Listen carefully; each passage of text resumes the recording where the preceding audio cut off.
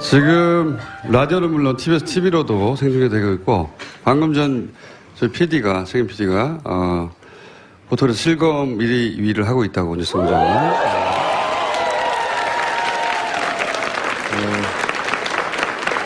여기 입장하신 분들은요, 딱 200명만 실내로 입장하시고 나머지 못 들어오셨는데, 새벽 3시에 200명이 끌어졌다고 합니다. 네.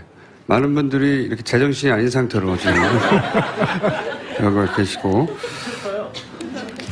지금 이 순서는 저희 뉴스공장 최고 인기 코너죠. 예. 노르가즘 정의당 노회찬 원내대표 나오셨습니다.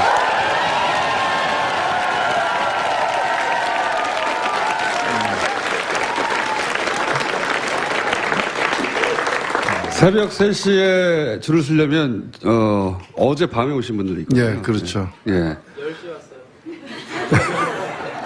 가족은 누가 지키냐고요. 저희 새벽에 이렇게 많이 올 줄 모르셨죠? 예, 알면 이상한 거죠. 예, 이게 저는 그런 생각이 들어 와서 보니까 왜 이게 기네스북에다가 네. 이 시간에 공개 방송하는 거는 아마 세계적으로도 유례 없을 것 같은데 세계사적으로도 유례 없고 기네스북에 신청하면 아마 기록으로 공인받지 않을까 생각됩니다. 그 말씀 하시니까 다음 공개 방송은 말이죠. 기네스 측에다가 신고를 하고 세계 신기록에 도전하는 것으로. 근데 이제 오늘 이 자리에 못 오셔서 이 장면을 못 보시는 분들에게 설명을 드리자면 안에도 200여 명, 밖에는 더 많은 분들이 서서 서성이고 계세요. 예. 기괴한 장면입니다. 자, 첼로 연주 어떻게 됐습니까? 입 다물어서 어떻게 됐습니까? 우리 만만치 않습니다. 서로 맞교환하기로 했는데, 예. 제가 이제 언어의 마술사라고. 근데 많은 분들이 물어봐요. 사전에 대본이 있냐고. 보세요. 아무것도 없죠. 네. 정말로 언어의 마술사고요. 참고로 정청래 전 의원은 제가 언어의 맙소사라고 부릅니다.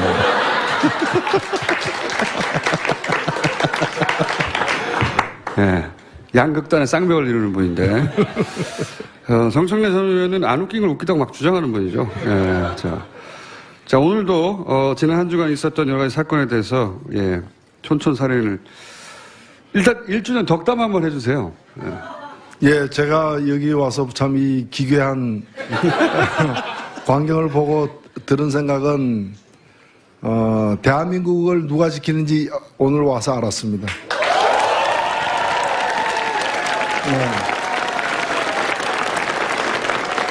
어떤 사람들은 전술핵이 대한민국 지켜준다고 하면서 멀리 이역만리까지 구걸하러 간 사람들도 있는데 여러분들이 이 시간에 이른 시간에 뉴스공장 공개방송에 모인 여러분들이 대한민국을 실제 지키고 있는 사람들이 아닌가.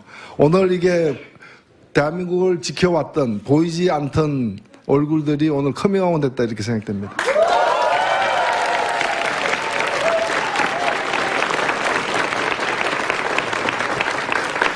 말도 참 예쁘게 잘하세요. 네. 얼굴까지 예뻤으면 좋았을 뻔했는데.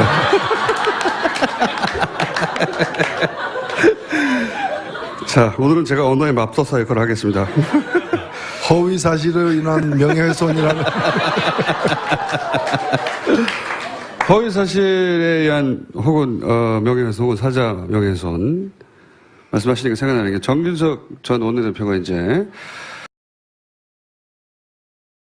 부부싸움 끝에 목숨을 끊었다 이렇게 노무현 전 대통령에서 대해서 얘기했지 않습니까? 이 발언에 대해서 어떻게 생각하십니까? 예, 있을 수 없는 발언이죠. 저는 그 사람으로서 해서는 안 될 그 선을 넘어섰다고 봅니다. 저는 정진석 의원이 어떤 목적, 어떤 명분, 어떤 이유로 그 발언을 했든 간에 관계없이 그 발언 자체에 대해서 뭐 1차 유감 표시는 했다지만 그 정도로는 택도 없다고 보고 제대로 사과를 해야 된다고 봅니다. 물론 사과한다고 해서 그 죄가 없어지는 것도 아니고 고소가 취하되지도 않겠지만은 그래도 그건 인간의 목소리가 아닙니다. 그건 짐승의 마음으로 한 소리죠.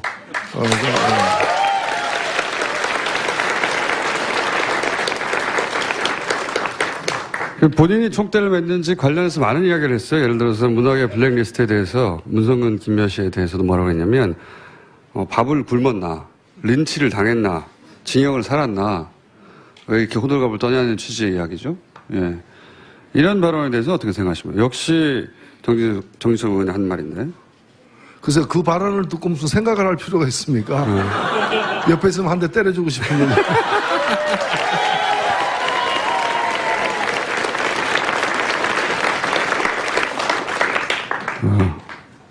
노 의원님이 이제 소송을 당하시겠군요. 공개적으로 폭력 행사를 암시했다고. 그러면서 또 뭐라고 그랬냐면 저는 이 대목이 가장 뭐랄까요. 지금 말씀하신 맥락선상에서의 말도 안 되는 얘기라고 생각하는데 노무현 전 대통령 유서 마지막에 누구도 원망하지 말라고 하지 않았냐. 예. 역시 정진석 의원이 한 이야기입니다. 아니 지금 문제의 발단은 우리가 뭐 매일매일 소식을 접하고 있습니다만은 그 이명박 정부 시절에 있었던 그 국정원을 동원한 그 이른바 이제 국정농단 사건이죠. 우리 국민들의 어떤 인권을 침해하고 법을 어겨가면서 한 그 불법 행위가 최근에 와서 그 구체적 증거들이 사실들이 드러나기 때문에 그거에 대해서 이제 수사를 진행 중인데 그걸 왜 노무현 대통령을 끄집어내 가지고 이걸 갖다가 가로막느냐 이러는 거죠. 말이 안 되는 얘기죠. 그래서 자신들의 어떤 그 범죄 행위 또 잘못들이 드러나는 걸 두려워 가지고 뭐 이 온전한 정신으로 할 수 없는 그런 온갖 폐악질들을 지금 하고 있다고 저는 그렇게 봅니다. 이게 의도가 있는 거겠죠? 네. 그렇죠. 그걸 통해서 뭔가를 방어하려고 이제 하는데 그게 방어가 되겠습니까? 오히려 자기 죄목을 갖다 하나 더 하는 그것밖에 안 된다고 생각됩니다. 이런 얘기도 했어요. 적폐청산은 갈등과 분열을 증폭시켜서 악순환을 반복한다. 그러니까 이제 이게 속내가 들어가 있는 거죠. 예. 더 이상 옛날 얘기를 꺼내지 말라고 하는 얘기인데. 아니 깡패를 갖다가 도둑질한 사람을 잡으니까 그래서 몇 시에 어느 집에 가서 뭘 훔쳤냐 조사하니까 사생활 침해라고 얘기하는 거. 그건 똑같은 거지 지금.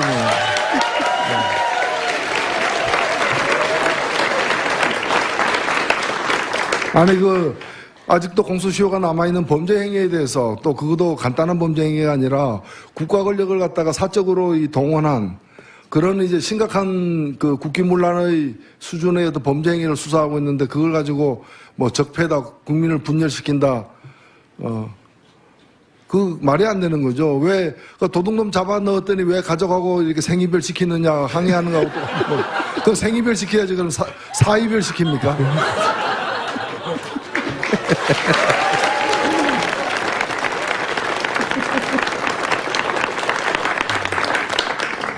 이런 이야기는 이제 그쪽 진영에서 전방위로 터져나와요. 장재현 의원도 노무현 상여를 부여잡고 한풀이 하는 걸 중단해야 한다. 이렇게 얘기했거든요. 아니 그러니까 참 자신들의 어떤 그 심각한 도저히 어떤 변명할 수 없는 그런 치부들이 또는 과거의 범죄 행위들이 드러나니까 그걸 자꾸 이제 노무현 전 대통령의 억울한 죽음에 대한 어떤 보복이다라는 식으로 이걸 갖다가 폄훼하는 거죠. 그걸 통해서 결국 노리는 거는 뭐냐? 결국 노리는 거는 이 자신들의 어떤 범죄 행위를 갖다가 물타기 해가지고 덮자는 거죠. 여기에 넘어가서는 저는 안 된다고 봅니다. 알겠습니다. 예. 이거 어떻습니까? 김명수 대법원장 인준안이 이제 천신만고 때 통과가 됐습니다. 네, 통과가 됐고, 그런데 이제 국민의당이 역할을 한 건 사실이고요. 근데 인준 직전에 당내 중진들로부터 대표가 입장을 내놔야 된다, 가부간에. 이런 요청을 받았어요. 근데 마지막까지 입장 정리 안 하고 모호하게 갔거든요. 왜 그랬다고 보십니까? 안철수 대표가? 저는 제가 그 상황을 보면은 대법원장을 김명수 대법원장 후보가 대법원장 되어야 된다라고 찬성하는 입장이 있으면 그런 태도를 취할 수가 없어요. 근데 반대하는 입장이었다면 그런 태도를 취할 수밖에 없어요.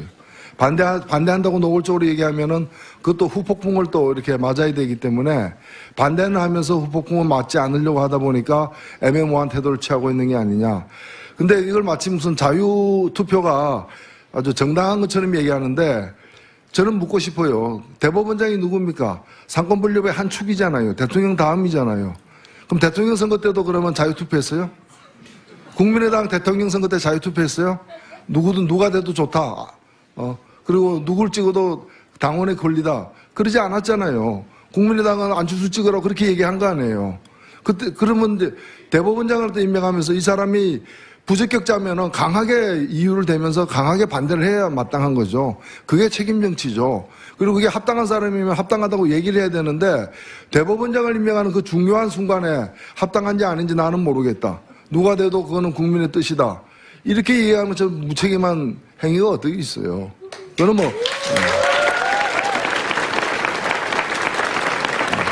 아니 고속도로에서 100km 이상 달리면서 핸들에서 손 놓고 자율 주행하고 있다 얘기해요.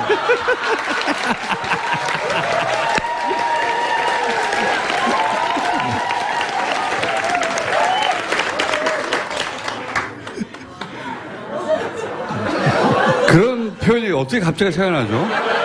저도 방금 들었어요.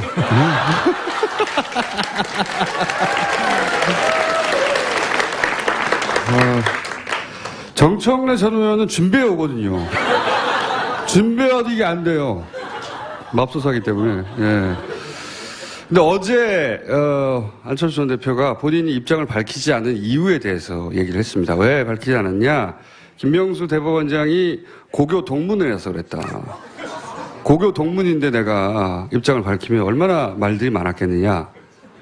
요 이유에 대해서 어떻게 생각하십니까? 본인도 아마 말이 안 된다고 생각하고.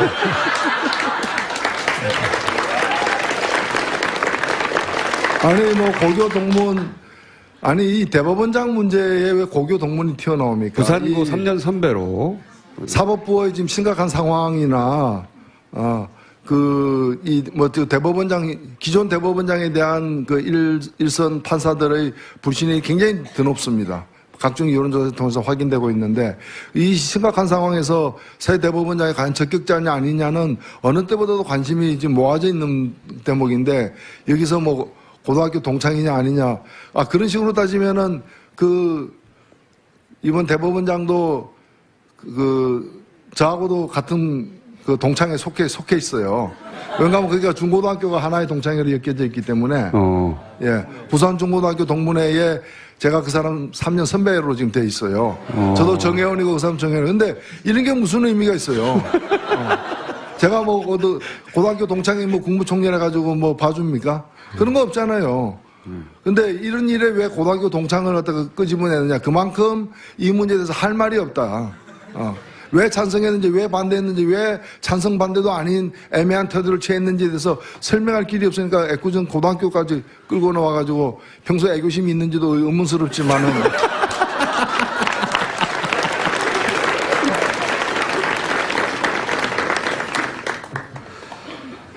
이건 어떻습니까? 바른정당 소위 자강파들이 계속 순환을 당하지 않습니까? 이원재 대표도 그렇고, 남경필 도지사도 그렇고. 이게 이제 우연인지 아닌지 미심적인 구석이 있긴 한데, 그것과 별개로 효과는 일단 자강파가 위축되는 거예요. 예. 이렇게 되면 자유한국당과 바른정당 사이의 통합의 가능성 어떤 형식으로든 점점 높아지고 있는 거겠죠? 예, 두 당의 온전한 형태로의 통합의 가능성은 그렇게 높아 보이지는 않습니다만은, 네. 바른당에서 적지 않은 수의 분들은 마음을 정한 게 아닌가 이렇게 사실은 보여지고요. 그래서 그것이 생각보다 좀 당겨져서 지방선거 앞에 그 실현될 가능성도 있고, 어찌 보면 지금 정당 구조 자체가 대부분의 정당들이 굉장히 불안정한 상태에 놓여 있습니다. 지금 뭐 제가 볼 때는 뭐 민주당과 정의당 빼고는 뭐 자유한국당 같은 경우에는 사실은 이게 정치적으로는 이미 파산 선고를 받은 부도가 났는데 회사가 계속해서 이제 사장이 출근하고 있는 뭐 그런 상태죠. 이게 아니 박근혜 지금 정권이 교체된 게 아니라 제가 여러 번 말씀드립니다만 정권이 교체된 게 아니라 박근혜 정권이 붕괴된 거거든요. 그러면 그 정권을 떠받쳤던 그 당도 따라서 없어져야죠. 없어지고 새롭게 출발하든가 이렇게 돼야 되는데 지금 부도가 나고 파산당했는데도 계속해서 출근하고 공장에 불 킨다고 공장에 돌아갑니까? 그런 상황이고, 그 다음에 국민의당 같은 경우에는 민주당에서 나왔는데 지금 바로 나온 상태잖아요. 그리고 대선을 위해서 나왔는데 대선이 끝났잖아요. 다음 대선을 지난번 대선과 같이 치를 어떤 생각들이 확고한 것도 아니기 때문에 언제 돌아갈까, 언제 어디로 갈까, 이게 굉장히 방황하고 있는 그런 집단인 거고, 바른당도 마찬가지죠. 저는 바른당과 같은 당이 과거의 어떤 낡은 보수의 틀을 벗어나고 좀 새롭게 보수가 출발하는 시발점이 되길 바랬지만은 아직은 보면은 그냥 이제 시발점이 그냥 점만 있는. 예, 그냥 점으로만 존재하는. 그런 상태이기 때문에, 안타깝게도 이런 상황이 다음 총선까지 굉장히 이제 한국 정치를 좀 유동적으로 만드는 그런 상황이 아닌가. 그 속에서 지금 말씀하신 자강파, 무슨 파 이런 얘기도 나오고 있다 이렇게 보여집니다. 바른정당과 국민의당 간의 연대를 모색하는 분들도 꽤 있습니다. 최근에 국민통합포럼이라고 바른정당 내 일부 그리고 국민의당 의원 일부 간에 정기적으로 모여서 연대를 모색하는 모임을 만들었거든요. 그것도 점과 점이죠. 그래서 이어보니까 그냥 선이죠. 면이 아니고.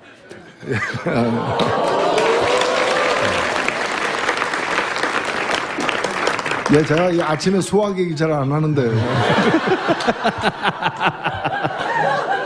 정의당은 어떻게 되는 겁니까? 정의당은 그러면. 정의와 함께 하는 거죠. 정의당은 아시다시피 아직 우리 국민들의 신뢰와 지지를 받는데 여러 부족한 점도 많고 지금 의석도 얼마 되지는 않습니다만은 앞으로 여러 차례 이제 그런 테스트, 선거가 있기 때문에 그런 선거를 통해 가지고 정의당이 나름대로 유일한 진보 야당으로서 또 제 역할을 하는 게 한국 정치에도 저는 도움이 될 수 있다고 보고 그런 역할을 좀 더 키워나가기 위해서 계속 노력을 할 생각이고 여러분들도 많이 좀 관심을 가져주십시오. 아침이 있는 삶. 아니, 막 박수 치지 마시고요. 통상은 저녁이 있는 삶이라고 하는데 방금은 아침이 있는 삶이라고 하셨어요. 아침이 있는 삶이란 거는 뭔가 하면 저녁에 있는 삶은 그 자체로서 굉장히 소중하고 여전히 중요합니다. 다만 그럼 아침은 뭐냐? 아침이 괴로운 분들 많아요. 아침에 출근할 곳이 없는 사람들. 아침에 출근하더라도 지긋지긋한 직장에 가는 분들. 그나마 아침에 또 공개방송이 매일 있는 것도 아니기 때문에. 그래서 아침이 행복한 사회, 아침이 행복한 나라. 이거 우리가 좀 가야 될 길이 아닌가 저는 그렇게 생각합니다.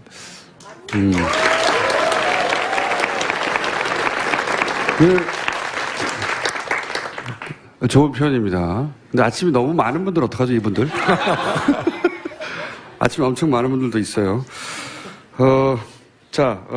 마지막으로 이거 하나만 더 여쭤볼게요. 시간이 벌써 다 됐어요? 네. 최근 이제 블랙리스트 관련해서, 황석영 씨, 소설가 황석영 씨도 여기 포함됐을 줄 몰랐습니다. 김미화 씨, 그외 많은 분들이 등장하고 있는데, 노회찬 의원은 왜 여기 안 나오죠? 저쪽도 포기했겠죠, 블랙리스트에 올려도 소용없다, 이런. 그래서 저는 그런 얘기를 하고 싶어요. 이미 그 사람들이 집권할 가능성은 앞으로도 없겠지만은, 쉽게 포기하면 안 된다, 이제. 제가 이명박 정부 때 일로 기억나는데, 그때 군대 내에서 이렇게 반입되는 도서에 대해서 금지 도서 목록을 만들었어요. 일종의 도서 블랙리스트인데 시중에 팔고 있는 책까지 다 이제 거기다가 우리가 흔히 얘기하는 양서 이런 책까지도 막 그 금지 도서 목록에 넣어가지고 그때 출판사들이 굉장히 좋아했어요. 그것 때문에 사람들이 갑자기 뭐 교보문고 같은 데 가가지고 그 교보문고에서는 그 목록에 있는 책만 따로 모아가지고 찾는 사람들이 갑자기 많아지니까 그 코너를 따로 만들고 이랬는데 제가 그때 어떤 교수님 한 분을 만났는데 그 교수가 굉장히 막 그 블랙리스트 사건에 대해서 규탄을 하는 거예요. 그러더니 나중에 이제 얘기를 자세히 들어보니까 자기가 그래도 괜찮은 책 여러 권을 썼는데 한 권도 없더라, 그 리스트에. 그놈들이 그렇게 무능하다. 좋은 책도 못 알아보고 리스트에 안 넣었다, 이제. 그래서 그 규탄하는 걸 보고 제가, 다양한 방면으로 무능하고 문제가 많았구나.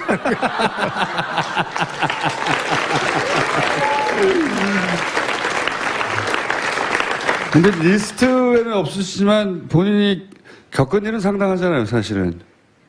아, 그렇죠. 저는 뭐, 제가 직접 겪었던 이른바 떡값 검사들을 폭로한 걸로 이제 삼성 엑스파일 사건의 재판에도 저는 관여했다고 봅니다. 뭐 김기춘, 김영한 그 메모, 김기춘의 발언으로 나오는 그런 메모에도 보면은 그 구체적으로 이제 재판부 판사 이름까지 검명하면서 대법원 판사 이름까지 검명하면서 이 청와대가 관여한 흔적들이 나오지 않습니까? 아직 뭐 저는 언젠가는 그런 이제 증거들도 백일하에 이렇게 드러나는 그런 날이 올 거라고 보여지고요. 그래서 음으로 양으로 다 관여가 돼 있으리라고 생각됩니다. 사실 노회찬 전이 아니죠, 현이죠. 제가 전 의원 시절을 얘기하려고 하다 보니까. 전에는 전이었습니다. 진짜 고생 많이 하셨어요. 제가 가까이 지켜봤는데 어쩜 그렇게 괴롭히는지 꼼꼼하게 붙어가지고 대표님을 정치 일선을 복귀하지 못하도록 하는 모든 수단과 방법을 다 강구해서 괴롭혔죠. 그러나 다시 살아나서 누구의 도움도 없이 혼자 스스로 살아나서 다시 저희 앞에 와서 정청래 의원과는 다르게 언어의 마술사 역할을 해주고 계신 노회찬 오늘 박수 부탁드립니다. 네, 감사합니다.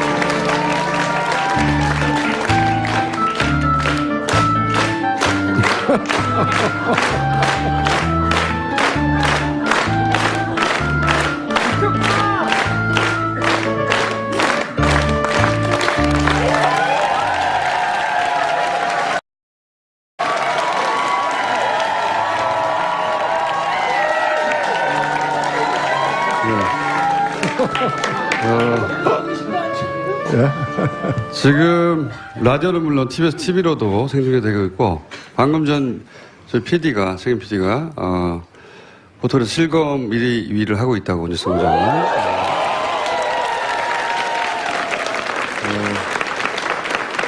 여기 입장하신 분들은요 딱 200명만 실내로 입장하시고 나머지 못 들어오셨는데 새벽 3시에 200명이 끌어졌다고 합니다. 네. 많은 분들이 이렇게 제정신이 아닌 상태로 지금 여기 계시고 지금 이 순서는 저희 뉴스공장 최고 인기 코너죠. 노르가즘 정의당 노회찬 원내대표 나오셨습니다.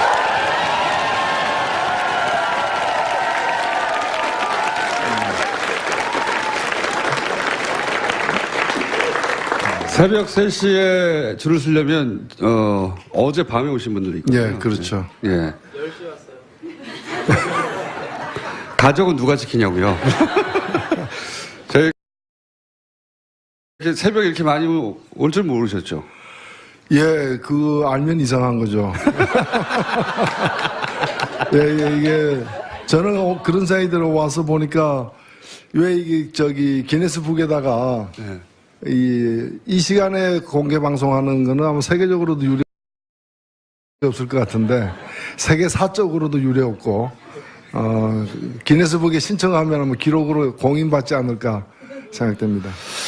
그 말씀 하시니까, 다음 공개 방송은 말이죠. 기네스 측에다가, 신고를 하고, 예. 세계 시기록에 도전하는 것으로. 예. 근데 이제, 오늘 이 자리에 못 오셔서 이 장면을 못 보시는 분들, 그 선을 넘어섰다고 봅니다.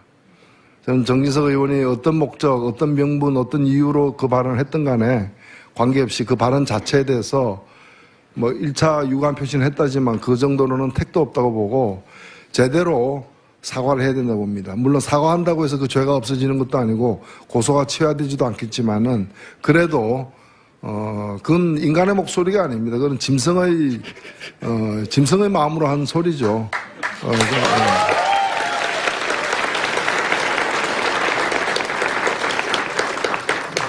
본인이 총대를 맸는지 관련해서 많은 이야기를 했어요. 예를 들어서 문학의 블랙리스트에 대해서 문성근, 김여시에 대해서도 뭐라고 했냐면 밥을 굶었나, 린치를 당했나, 징역을 살았나, 왜 이렇게 호들갑을 떠냐는 취지의 이야기죠.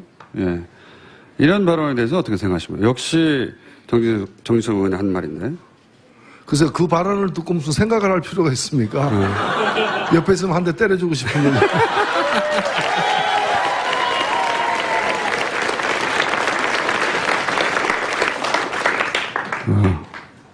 노 의원님이 이제 서석을 당하시겠군요.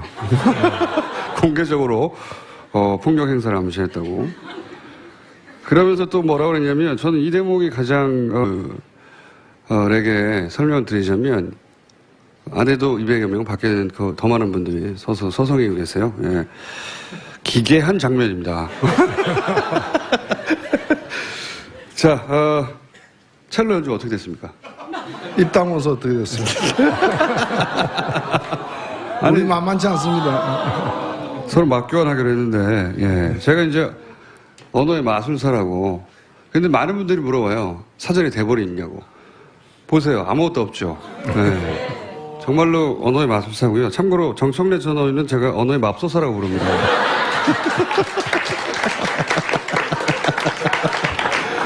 예. 양극단의 쌍벽을 이루는 분인데, 정청래 전 의원은 안 웃긴 걸 웃기다고 막 주장하는 분이죠. 예. 자, 오늘도, 지난 한 주간 있었던 여러 가지 사건에 대해서, 예, 촌촌살인을, 일단 1주년 덕담 한번 해주세요. 예, 제가 여기 와서 참 이 기괴한 광경을 보고 들은 생각은, 대한민국을 누가 지키는지 오늘 와서 알았습니다.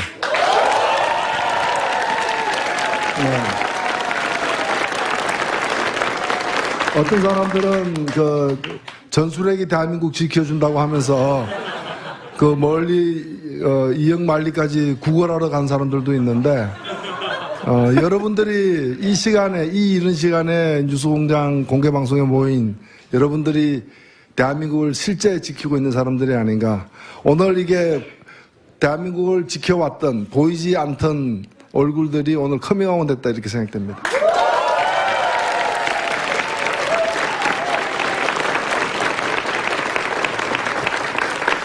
말도 참 예쁘게 잘하세요. 네. 얼굴까지 예뻤으면 좋았을 뻔했는데.